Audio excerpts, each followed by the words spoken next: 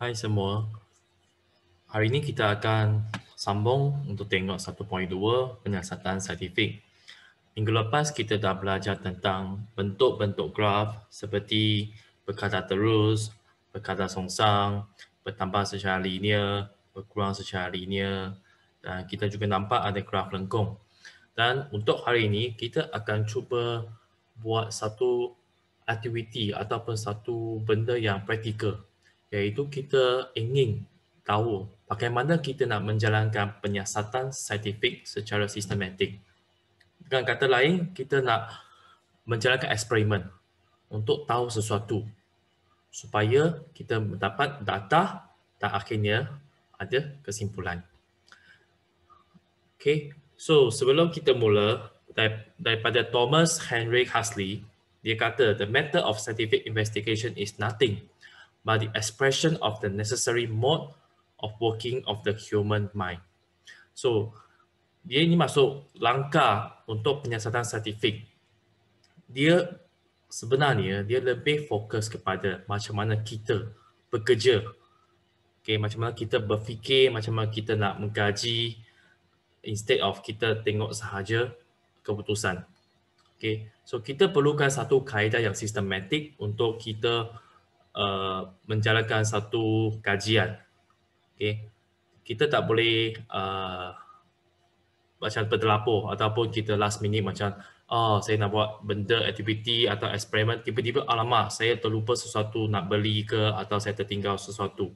Setiap tak boleh. Kita perlu merancang, kita perlu plan dengan very well. Okay, so penyiasatan saintifik melibatkan hampir 10 kaedah atau 10 step. Okay, daripada pemerhati fenomena, so kita selalu akan menggunakan panca indera untuk mengenal pasti apakah yang kita nampak. Okay, dan kita dapati sesuatu masalah berlaku. Kenapa macam ini? Kenapa macam itu? Kalau tak ada ini, adakah macam tu? Contohnya kalau saya bagi satu contoh. Kalau hujan, lantai akan basah. Okay. Adakah kalau lantai basah bermaksud hujan? Itu satu hipotesis atau satu tanggapan kita cuba fikir. Kita dapat benda ni daripada pemerhatian kita. Okay. So mungkin sebenarnya kalau lantai basah tak semestinya hujan. Mungkin ada haiwan kencing ke atau tumpah air ke dan sebagainya kan. So that's why ini adalah sebab kita nak menjalankan penyiasatan saintifik secara sistematik. So bila kita nampak ada masalah, dan kita akan cuba mengenal pasti pemboleh ubah. Dan di sini cikgu nak fokus. Pemboleh ubah adalah sangat penting untuk kaedah penyiasatan saintifik bagi mata pelajaran fizik. Selalu bila kita cuba buat eksperimen, untuk fizik kita mesti tengok dulu pemboleh ubah. Okay, terutamanya kalau kita nak tulis laporan, we have to make sure what kind of variables. Okay, saya berasa you dah belajar ada 3 pemboleh ubah lah.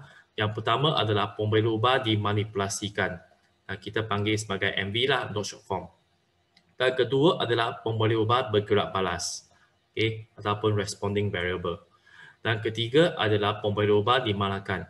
Kita hanya nak tahu hubungan antara dua pemboleh ubah sahaja dan faktor-faktor yang lain yang mungkin akan mengganggu keputusan kita. Kita tak nak mereka kacau. Kita nak pastikan faktor-faktor ini selalu kekal sama. Okay, nanti saya akan bagi satu contoh. Kemudian kita dah kena pasti pemboleh ubah ataupun faktor, kita akan cuba membina hipotesis. Berdasarkan pemboleh ubah, kita cuba membina satu hubungan. Okay. Jika sesuatu semakin banyak, maka sesuatu semakin tinggi. Contohnya, okay. Example, jika saya makan dengan semakin banyak, maka berat saya akan semakin bertambah. So itu adalah satu hipotesis. Tetapi hipotesis in real life tak semestinya betul. Mungkin dia adalah salah. So itulah sebab kita nak menjalankan eksperimen sama ada hipotesis ini adalah betul ke tidak.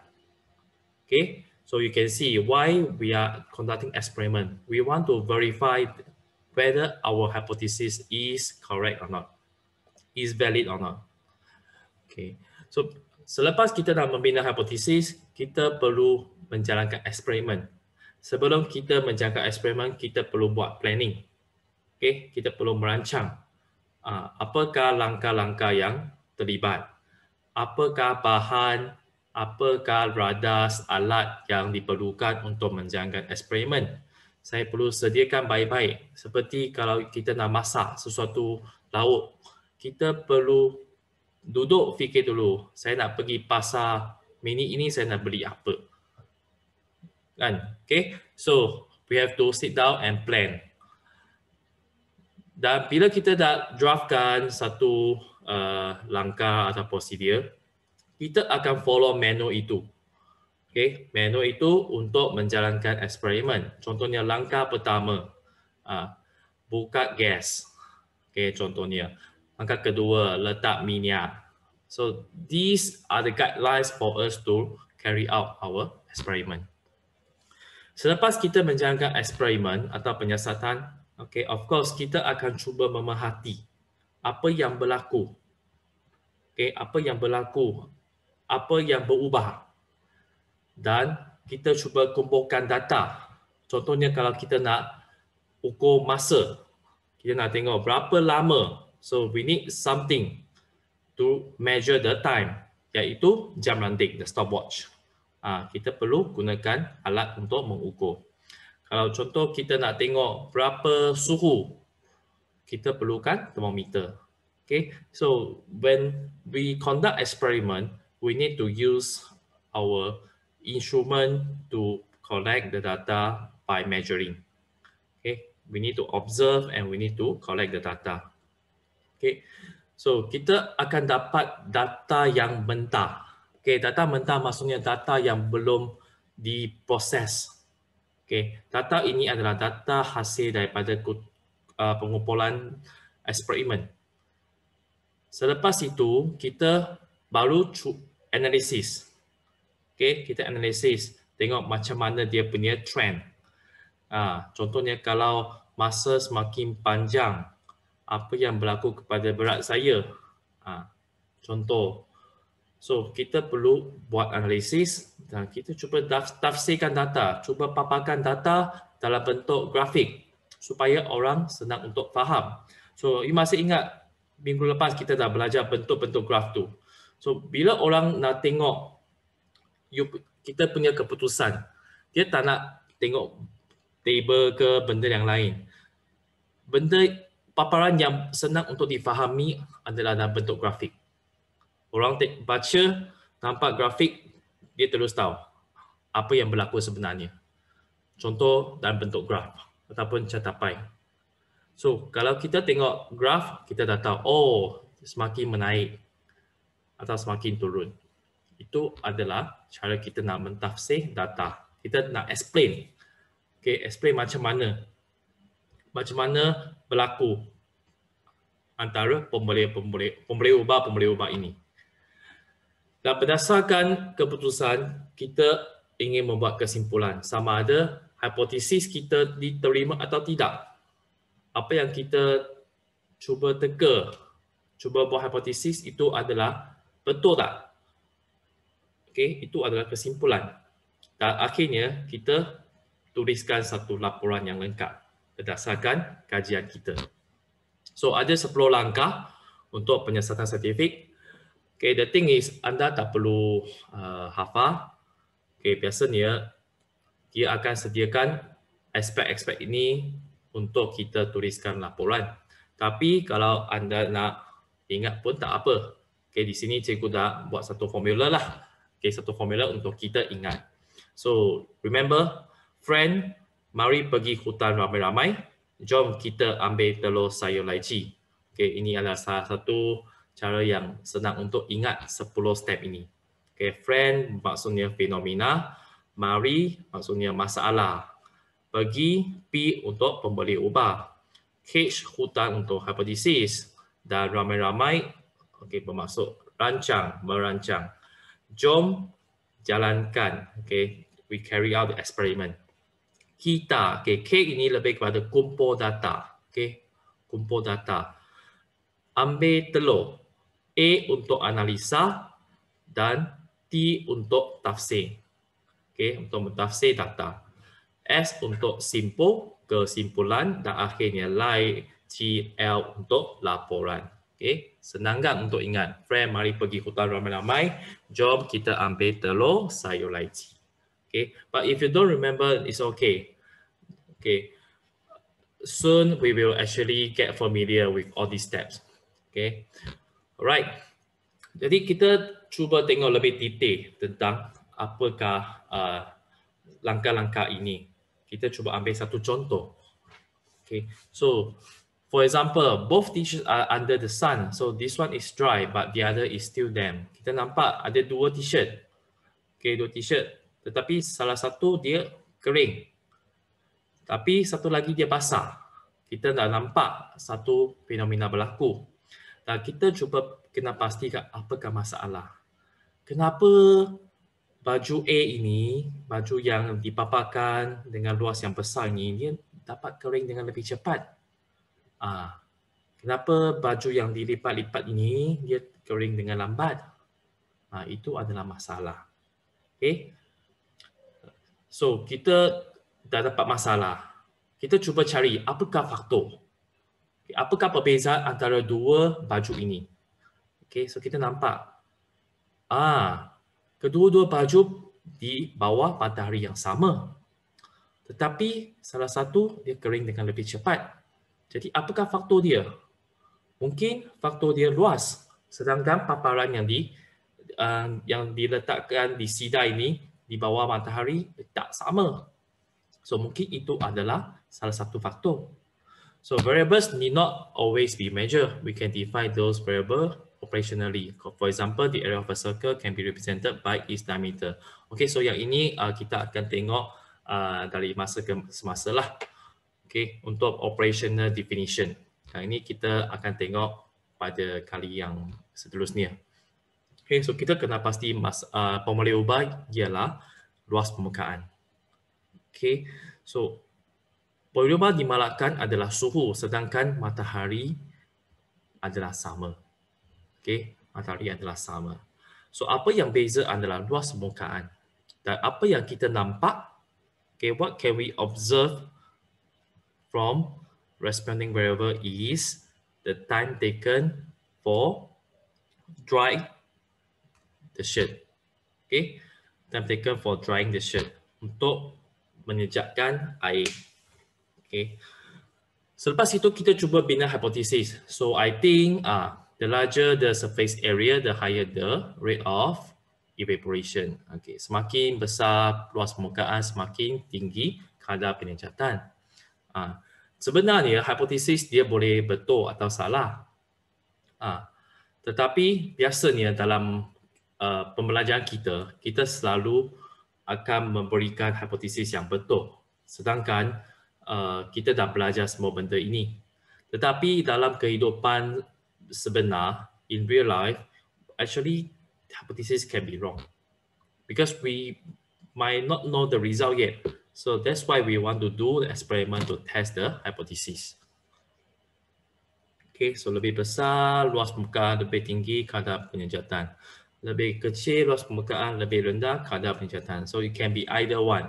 Okay, it's up to you. Okay, so kita dah bina hipotesis, kita nak test. Kita nak test hipotesis kita. So, kita perlu merancang penyiasatan. Apakah yang perlu saya guna? Macam mana saya nak menjalankan penyiasatan? Okay, so kita perlukan senarai bahan dan alat radas. Okay, macam mana kita nak susunkan alat radas? Nah, biasanya kita akan lukis susunan dalam satu gambar rajah. Okay, supaya kita tahu macam mana kita nak set up kita punya eksperimen. Okay, setelah itu kita akan buat satu jadual untuk mengumpul data.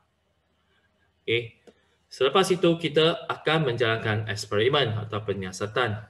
Okay, ikut apa yang kita dah tulis. Okay, so let me fill each container with the same amount of water. Okay, so kita ada prosedur lah. Okay, lepas kita dah jalankan eksperimen, kita cuba memerhati dan mengumpul data.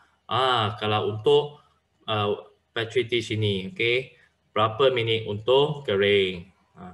Kalau untuk bika, berapa minit untuk kering. So kita dah dapat data yang mentah.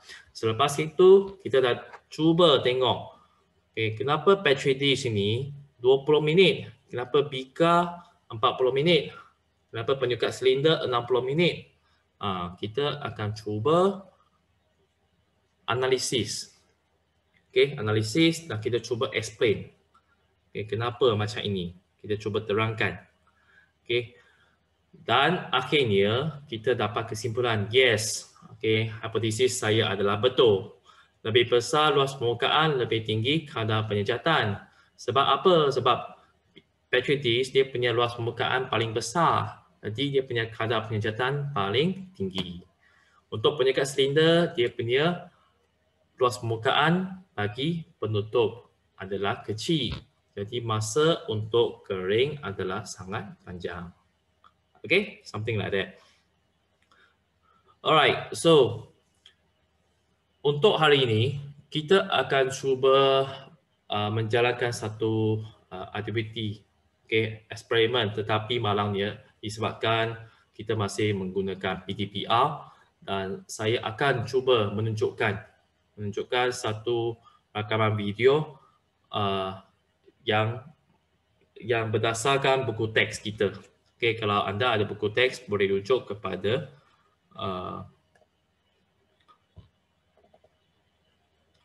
boleh rujuk kepada buku surat 14. Okay, buku surat 14.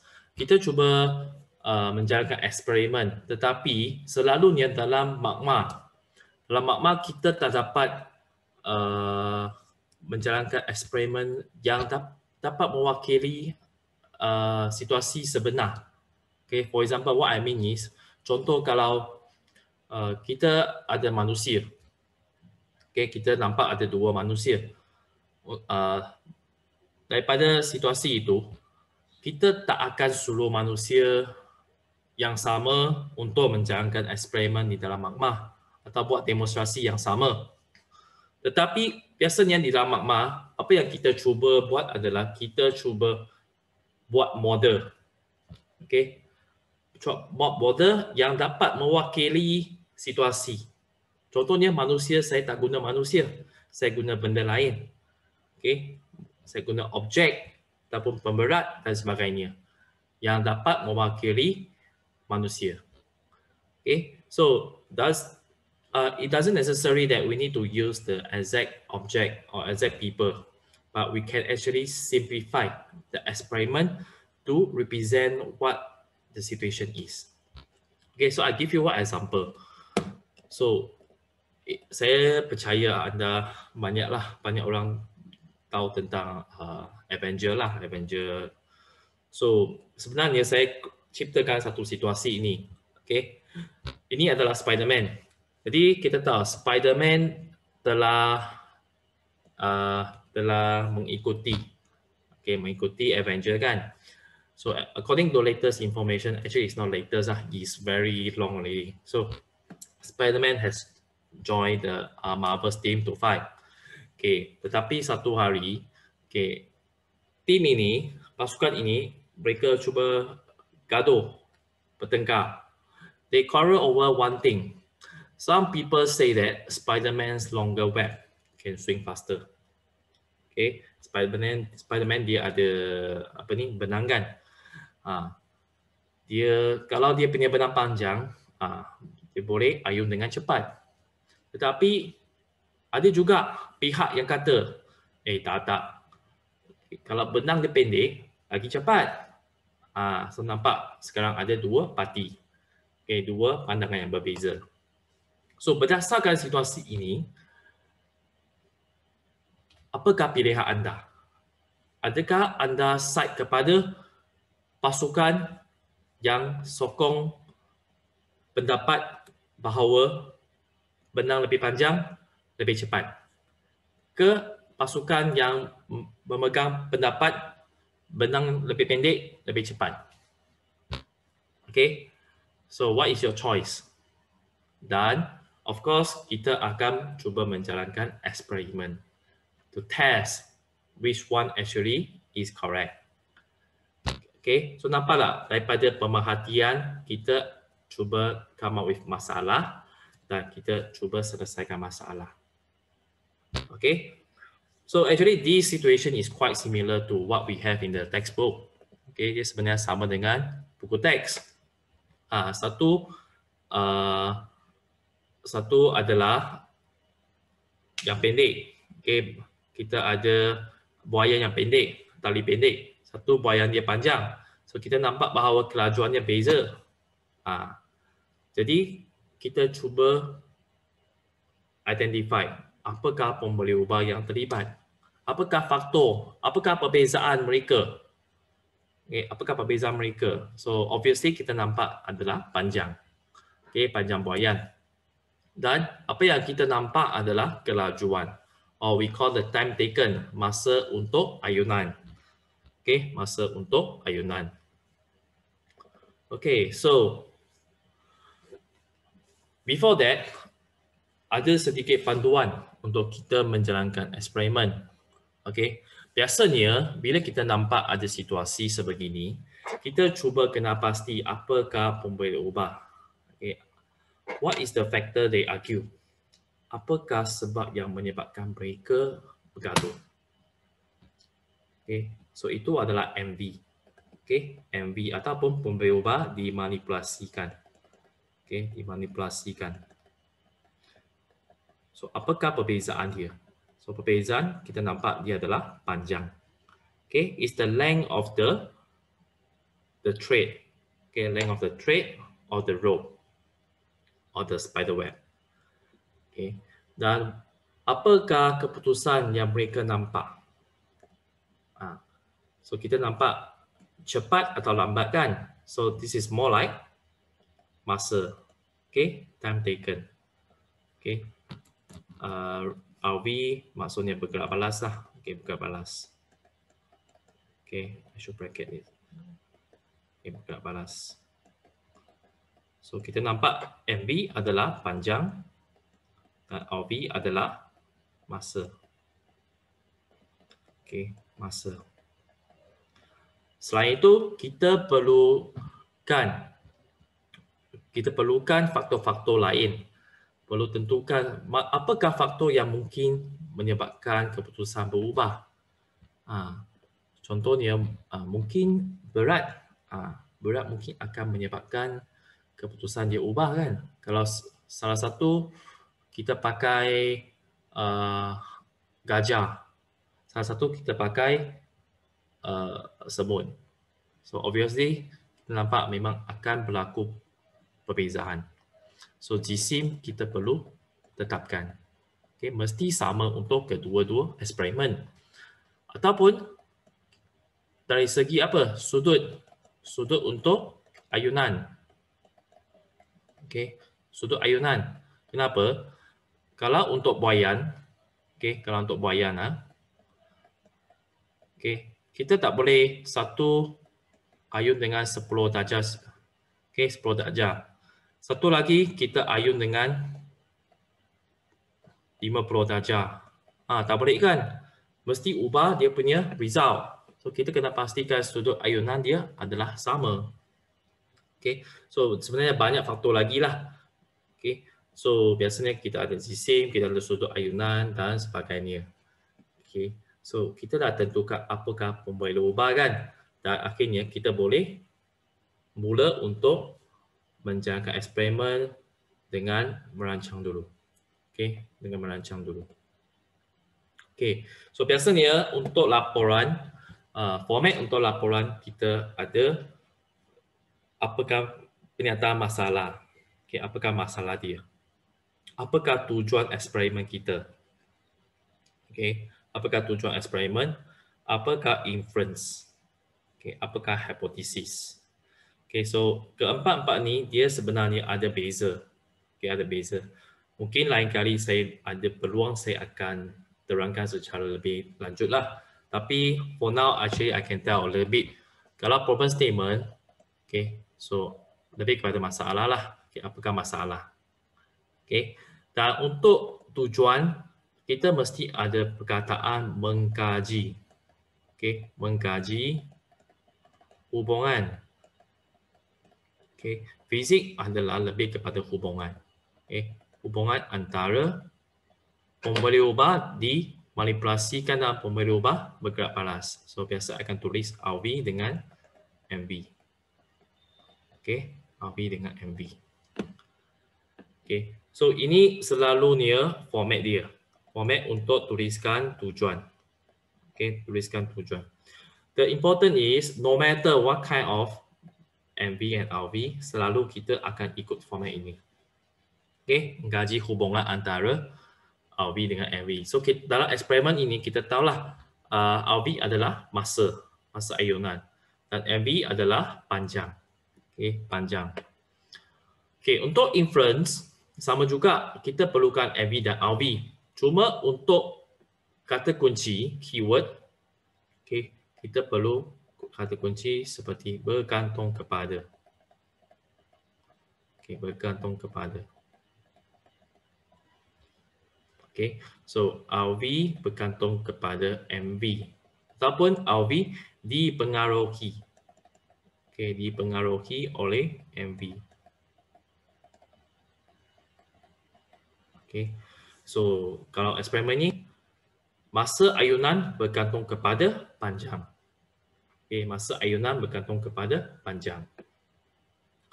Okay, kemudian hipotesis kita cuba terangkan hubungan dia.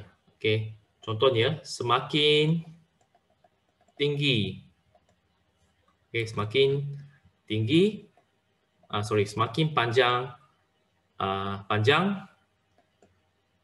semakin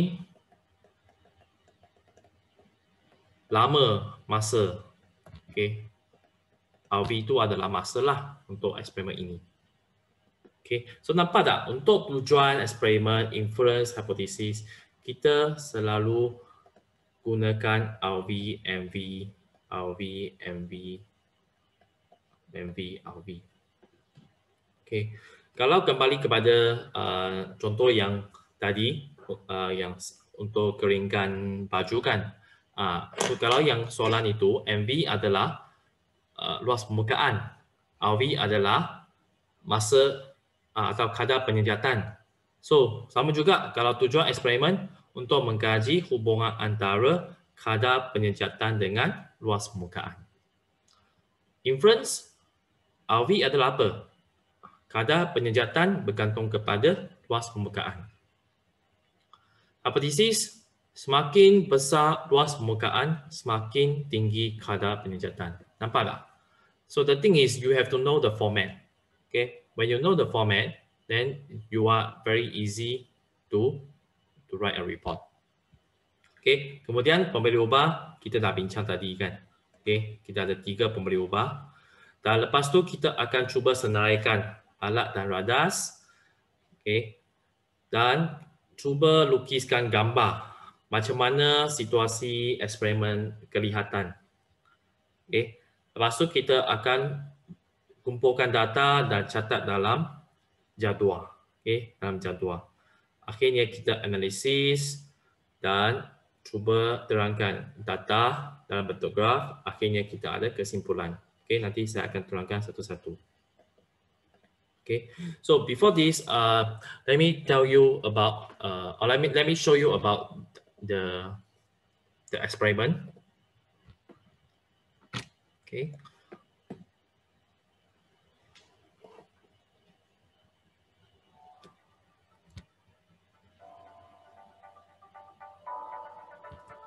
Over here, you have a pendulum bob that is attached to a string which is about 120 cm.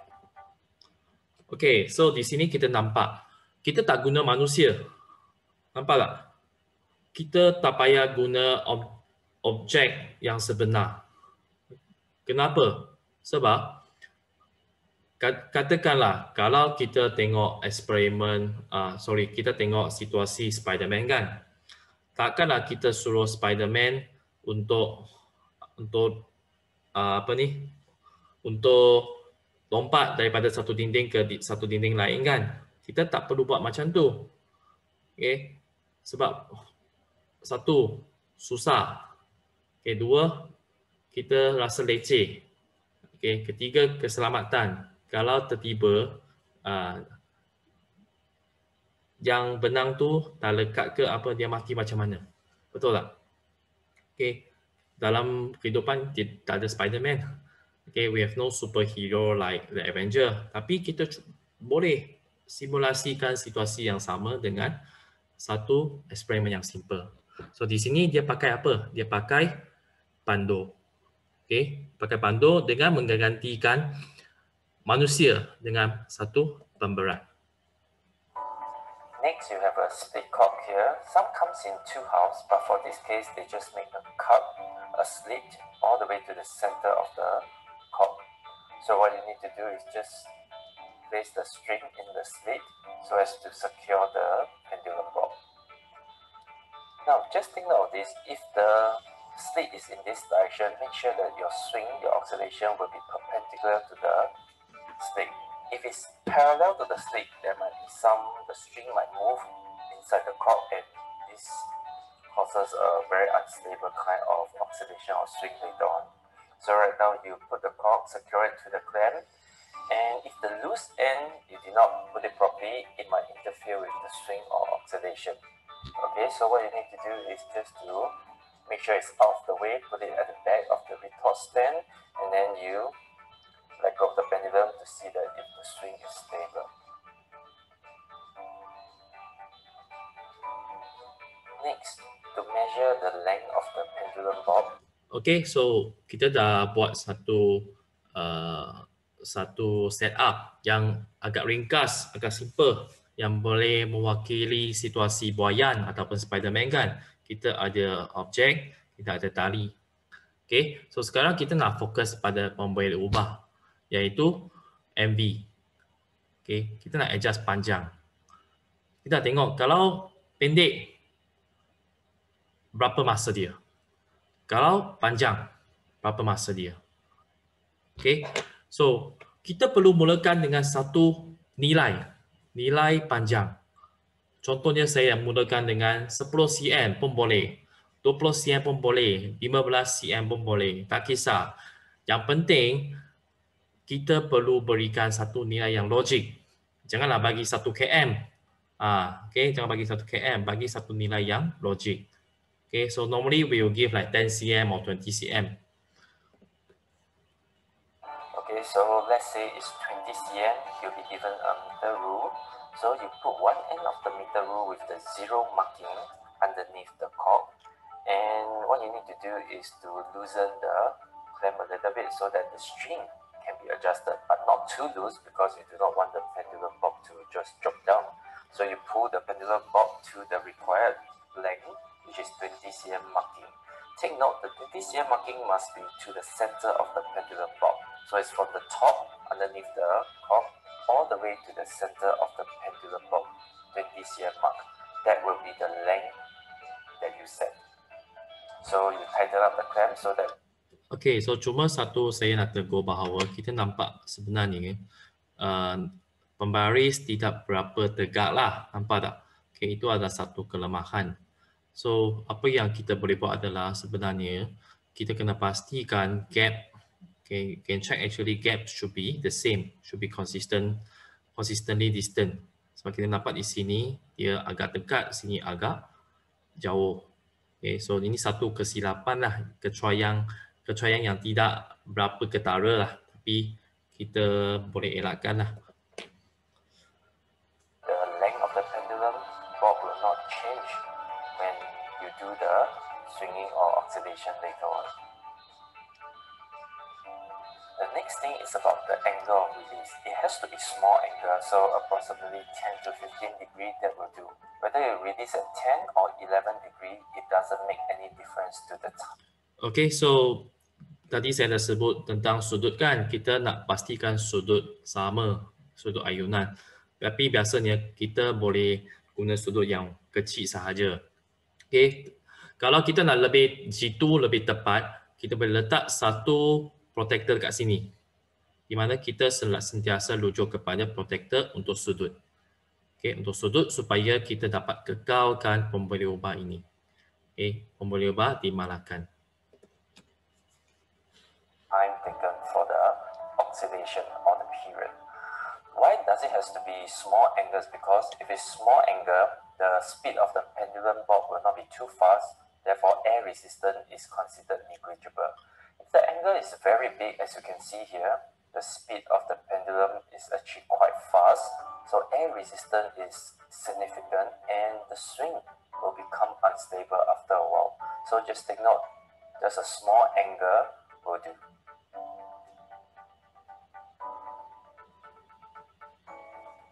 Next, get ready the stopwatch, but do not start the stopwatch when you release the ball. Instead, release it, make sure that the swing is stable and in plane. Once you're satisfied, then you can start the timing now. Okay, so di sini kita nampak dia gunakan jam ranting digital. Okay, yang ni adalah digital dan dia mula dengan kira 10 ayunan. Okay, 10 ayunan. Kenapa kita tak nak terus buat satu ayunan sahaja? Okay, kenapa kita tak nak ambil masa untuk satu ayunan? Okay, nanti saya akan terangkan. Dan satu lagi, dia sebut tadi, kita nak pastikan bandur cuba ayun berapa kali dulu supaya dia dapat menjadi stabil. Barulah kita ambil ukuran. Okay, kenapa? Sebab kita nak pastikan bandur itu dia ayun dengan betul-betul dengan keadaan yang stabil. Sebab kalau kita ayun dan tekan jam ranting pada masa yang sama, mungkin kita akan buat mistake kan, sebab kita nak control, kita nak kawal agak susah sikit. Jadi kita ayunkan dulu biar bandur dapat ayun berapa kali sampai nak nampak stabil, tak ada langgar apa-apa, baru kita ambil ukuran. Okay, so untuk satu ayunan maksudnya, okay, so kalau kita tak ayun, ini adalah keadaan seimbang kan, okay, dia tidak bergerak langsung kan. So kalau kita cuba ayun daripada sini kan, okay, position A ya, okay, sorry, okay, ini adalah A, okay, so kita lepas, dia akan ayun ke sebelah kanan, okay, sebelah kanan, okay, sampai ke sini adalah B, kemudian dia patah balik kepada A semula. So satu ayunan bermaksudnya A kepada B, kemudian B kepada A. Okay, itu baru kira satu ayunan. Okay, half one itu adalah satu ayunan. So kita buat 10 kali dan 10 kali kita stopkan jam ranting. Okay. 1, 2, 3, 4, 5, 6, 7, 8, 9, and 10. So that will be the timing for 10 oscillation. Let it be T1. You can repeat the experiment again to find T2 for 10 oscillation. And then okay, so selepas kita dah buat kali pertama, kita boleh buat kali kedua dengan cara yang sama untuk 10 kali. So kita akan dapat 2 kali masa kan. So contohnya T1 adalah 9.22 saat. Okay, lepas tu kali yang kedua adalah 9.42 saat, contohnya. Okay, selepas itu kita boleh cuba ambil purata. Okay, purata, macam nak ambil purata, kita tambahkan 2 kali masa bahagi 2. So we will get answer like 9.32 second. Okay, itu adalah contoh lah. Okay, kenapa kita nak ambil purata? Okay, ambil purata supaya dia lebih jitu. Dia dapat kurangkan mistake. Okay, mistake yang kita mungkin akan lakukan. Kadang-kadang kita tekan terlalu cepat, mungkin kita tekan terlalu lambat. So that's why kita buat banyak kali supaya kita dapat kurangkan mistake.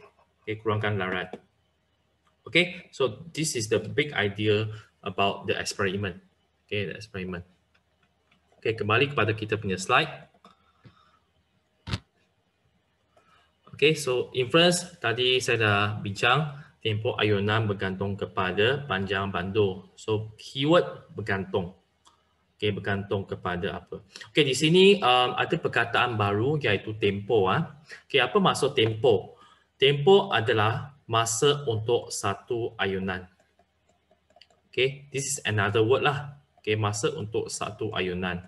Tadi kita dah buatkan untuk 10 ayunan kan. Okay, A ke B, kemudian B ke A balik. Dia adalah 10 kali adalah 9.22 saat.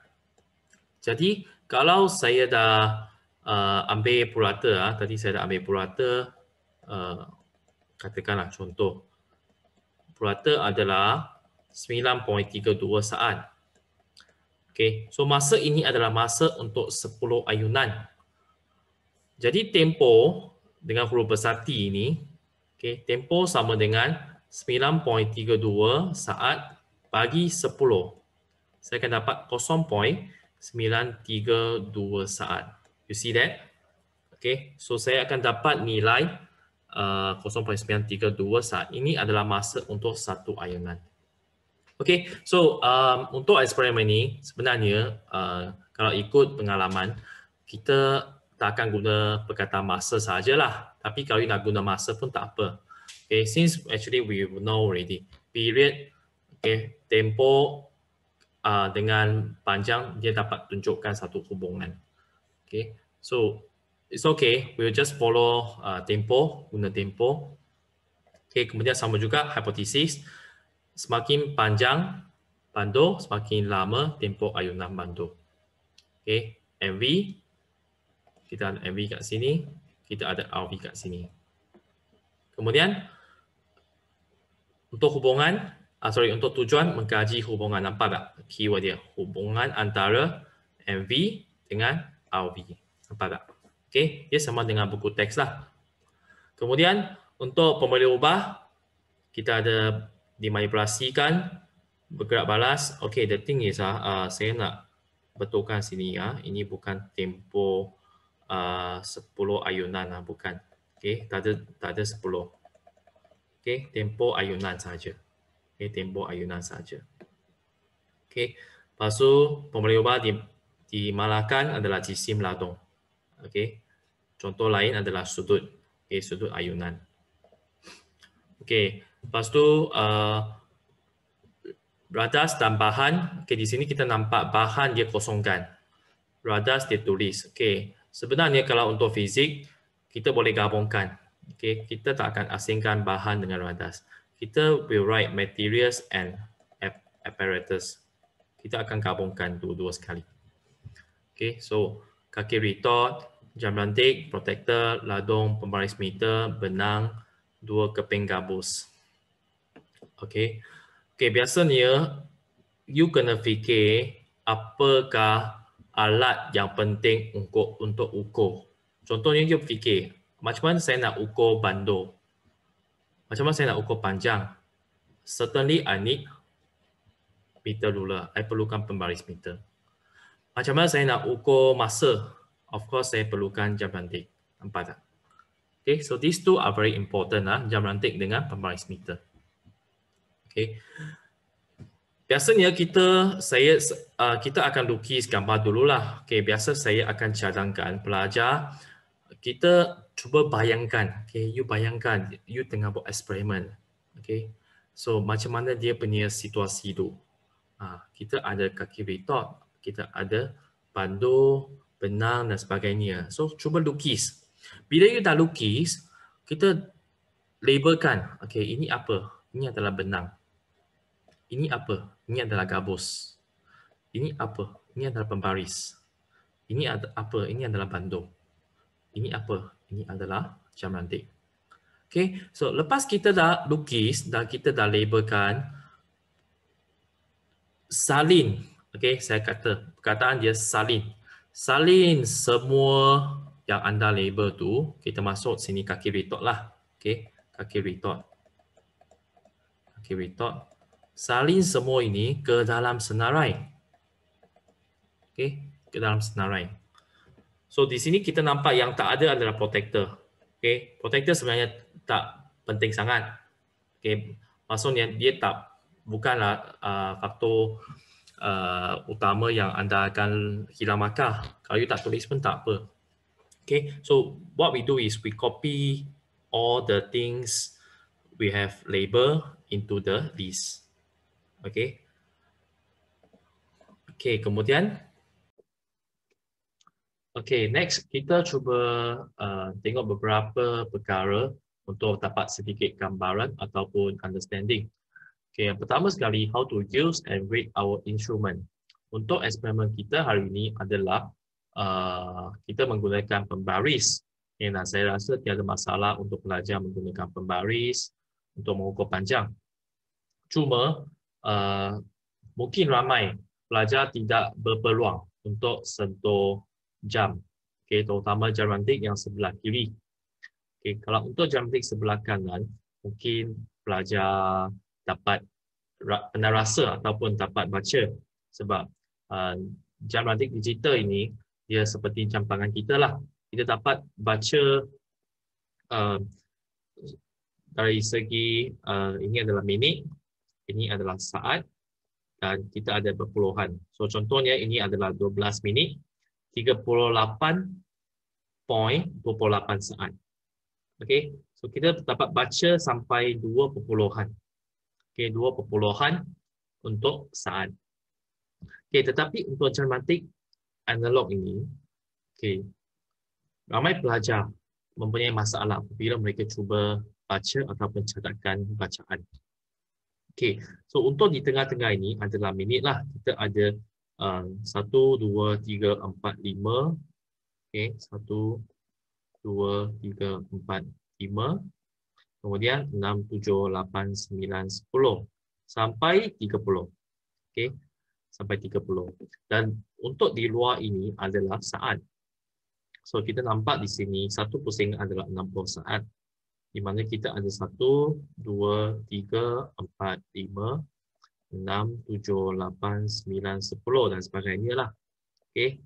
So kita ada setiap saat dan biasanya setiap 5 saat dia akan label dengan besar.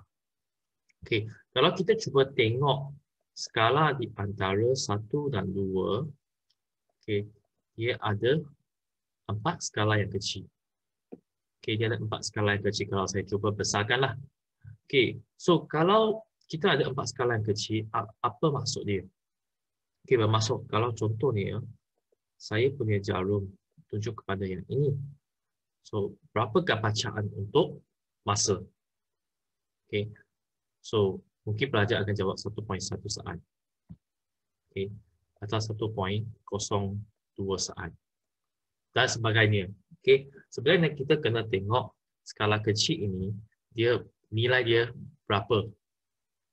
So, daripada 1 hingga 2, kita tengok dia ada 5 kali kan? 4. 5 kali lompat. Okay. 1, 2, 3, 4, 5. 5 kali beza dia. So, daripada 2, tolak 1, kita dapat 1. Dan lepas tu 1 bahagi 5, kita akan dapat 0.2 saat. So ini bermaksud nombor bulat ini 1, skala pertama adalah 1.2. Kemudian 1.4, 1.6, 1.8, 2.0. Okey. So jawapan untuk ini adalah 1.2 saat. Okey, mungkin ada pelajar suka tulis 1.20 saat. Adakah ini betul ke salah? Okey. Sebenarnya salah. Kenapa? Kita perlu ikut berapa kepekaan untuk setiap alat. Okay. Contohnya pembaris kita. Pembaris kita ada 0, lepas tu 1 cm, 2 cm dan sebagainya kan. So setiap skala yang kecil ini dia adalah 0.1 cm kan. So adakah rasional untuk saya cakap ukuran adalah 0.05 cm. Okey, jawapan salah. Sebab apa? Sebab kalau kita tengok berbaris, skala yang paling kecil, okey, ukuran skala yang paling kecil adalah sampai 0.1 cm sahaja. Kita tak dapat baca sampai 0.05 cm. Okay, we cannot read until 0.05 cm or even 0.01 cm. Kita tak dapat baca. Mungkin ada pelajar mereka nak argue. Okay, they try to argue. Ini kosong kan? Okay, kalau saya cuba besarkan.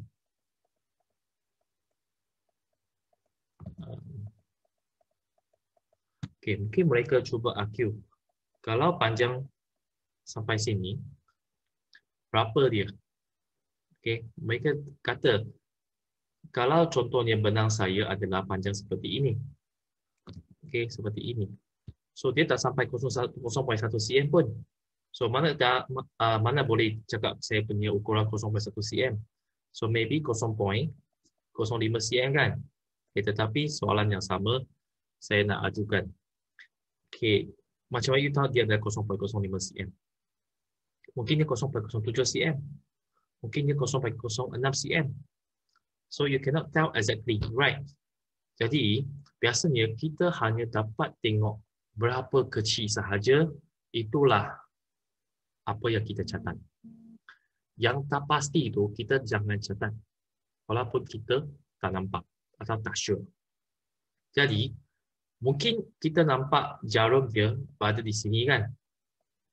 Okay, so sepatutnya ini 1.2, 1.5, 1.6, ini 1.8 kan. So, it seems like 1.7 saat kan. Tapi jawapan jangan tulis 1.7 saat. Okay, you cannot write like this because you are not sure if this is 1.7 second or maybe 1.65 second or maybe 1.75 second. You tak boleh pasti. Jadi, dia punya jawapan mesti dalam gandaan 0.2. So, mesti nombor yang genap. 0.2, 0.4, 0.6, 0.8, 0.0. Okay, so itu salah satu mistake. Dan jangan pandai-pandai pergi tambah 1 di belakang. Okay, itu adalah salah. Sebab dia akan mengelirukan.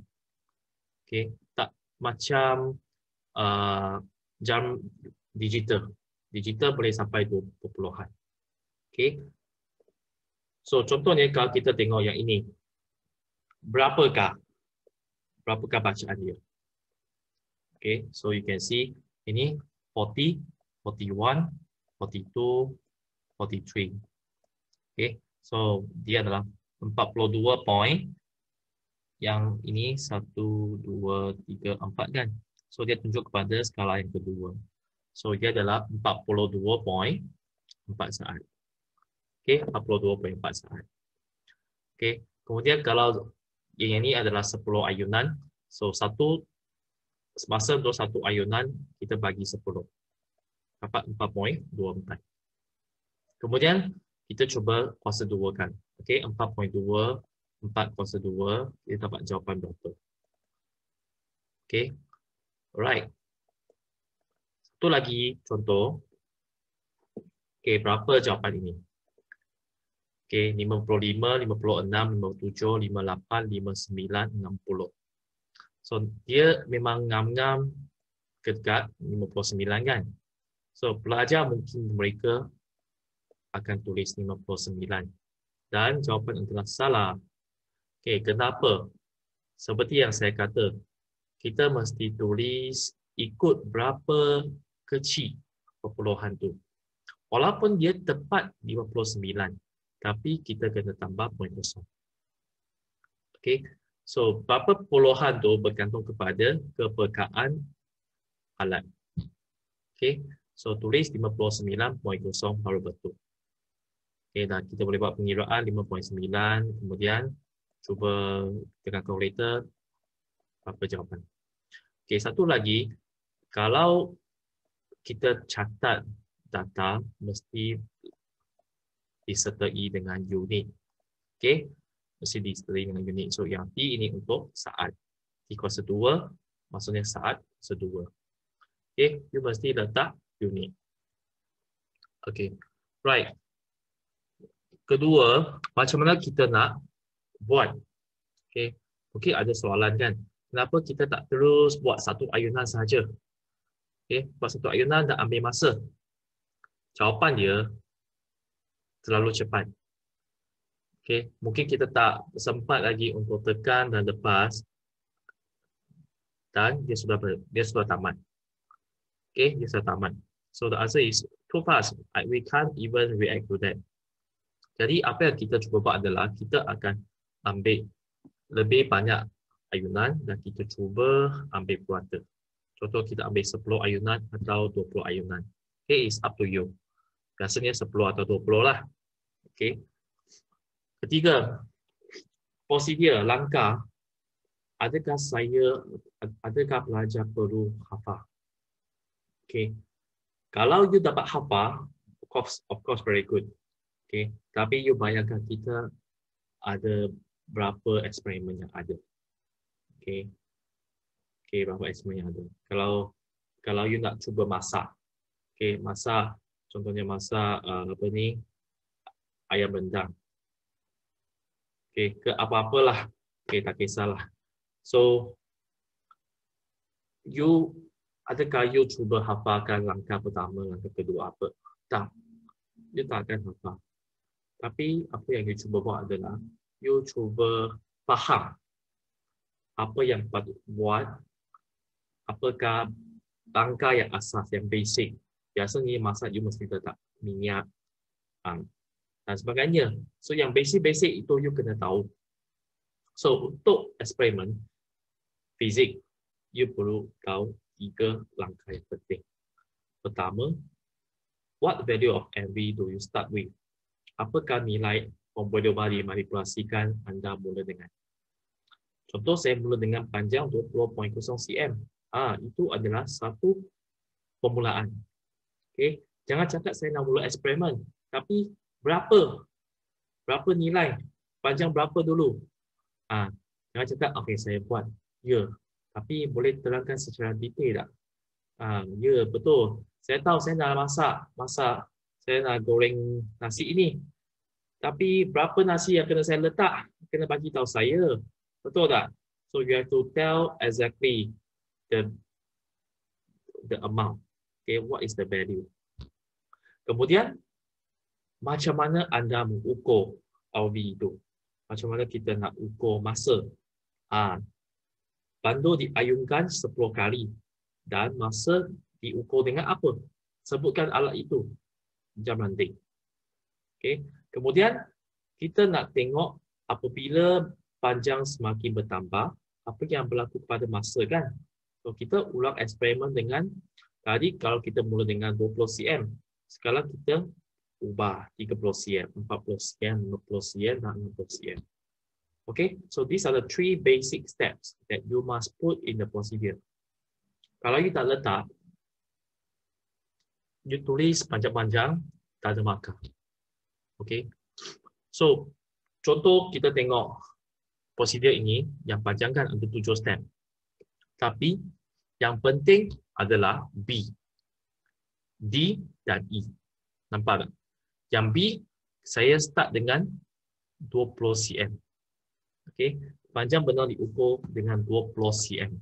Okay, 20 cm. Yang penting bagikan nilai 20 cm. Okay, kemudian saya nak ukur pemberi ubah bergerak balas. Okay, masa diukur dengan apa? Ukur dengan jam ranting. Kemudian saya perlu keyword kata kunci diulang. Saya ulang dengan 30, 40, 50, 60 ataupun 70. Okay. Untuk nilai yang ulang, kita biasanya suka nilai yang berganda.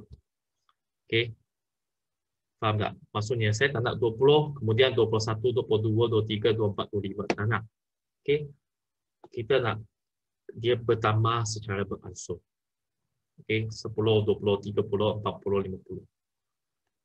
Okay. So this is the procedure. Yang lain, you nak tulis boleh, tapi tak berapa penting, tak ada markah. Okay, itu sebagai tambahan sahaja. Okay. Okay, kemudian keempat, how to record data. Okay, biasanya kita akan cetak data dalam jadual. Dalam jadual, anda mesti ada pemberi ubah, dimanipulasikan dengan pemberi ubah bergerak balas. Okay, at least mesti ada 2 lajur. So, sama juga ada 3 poin yang penting. Pertama, symbol of quantity. Okay, kalau panjang, kita tuliskan panjang. Okay, ataupun simbol dia sebagai L. Okay, so katakanlah kita ada jadual. Kita L. Lepas tu kalau masa kita tuliskan T. Okay, kedua adalah unit. Okay, symbol of unit. Maksudnya kita tak tulis penuh. Kita tak tulis saat ataupun second. Kita tulis simbol saja S. Untuk tuliskan unit, kita guna bracket ataupun kita guna slash. Okay. So, T saat. Okay.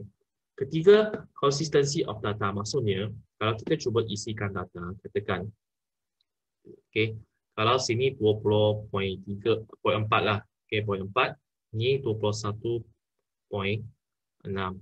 yang ini 22, ini 24.8, ini 27.2. So what is the problem here is dia tidak konsisten. Dia tak ada perpuluhan yang sama. Okay. Kalau dia 1 perpuluhan, pastikan semua 1 perpuluhan. So di sini dia patut tambah 0.0. Okay. Dan of course you kena copy data dengan betul. Jangan yang 20 cm punya data you copy dengan 30 cm. Okay. Okay, ini adalah contoh lah. Okay, tetapi dia buat secara lebih detail lah, lebih complicated sikit. Kita ada panjang L, kemudian sebab dia ulang 2 kali. Okay, dia buat 2 kali, T1, nanti 2, kemudian dia ambil purata. Purata diambil dengan apa? Dengan dia buat tambah bagi 2. Okay, contohnya 11.1, 12.0, lepas tu dia bagi 2. Dapat yang ini. Okay, so kalau you tengok yang ini, 11.1, 12.0, patut jawapan dapat 11.55. Okay, tapi kita boleh pundahkan. Okay, pundahkan supaya jadi 11.6. Supaya semua adalah 1 perpuluhan. Tanpa sistematik. Okay, dia tak adalah di sini tak ada perpuluhan, ini 1 perpuluhan, ini 2 perpuluhan, tak ada. Semua sistematik. Okay. Kemudian dia kira tempo. Okay, tempo dengan bagi 10. Okay. Nampak tak? Dia tulis juga unit kan? Okay, dia tulis juga unit. Dan sebenarnya kalau kita cuba plotkan graf T kuasa 2. Ini masa T kuasa 2. T kuasa 2. Okay, T kuasa 2. Jadi kita dapat hubungan yang lebih ketaruh lah. Nanti kita akan tengok. Okay, so kalau 1.16 kuasa 2 kita dapat jawapan macam ini. Okay, dan jangan tulis penuh lah, kita boleh butakan saja. Okay, okay, so last kali, okay, macam mana nak sekejap. Okay, macam mana kita nak analisis data? Okay, macam kita nak analisis data. So, kita buat dalam bentuk graf. Okay, buat dalam bentuk graf. Dan untuk graf, kita ada 2 paksi. Okay, paksi X dan paksi Y. So, untuk paksi X, biasanya kita letak pemberi ubah dimanipulasikan MB. Okay, iaitu panjang. Dan paksi Y kita label sebagai pemberi ubah bergerak balas, RB. Okay. Kalau di sini sepatutnya tempo lah. Tapi lebih senang adalah T kuasa 2. Sebab lebih senang untuk kita dapatkan hubungan yang ketara. Okay, so pertama label. Pastikan label L dengan T kuasa 2 dengan betul. Kedua, unit. Okay, letak cm dan juga saat kuasa 2. Nampak di sini, saat kuasa 2. Ketiga, skala. Okay, untuk skala, kita elakkan menggunakan skala yang nombor ganjil. Maksudnya, kita jangan guna nombor seperti 3. Okay. seperti nombor 3 ataupun 7. Okey, yang agak pelik sikit. Okey, biasanya graf kita tahu setiap petak 1 cm ini 1 cm 1 cm kan. Okey, 1 cm.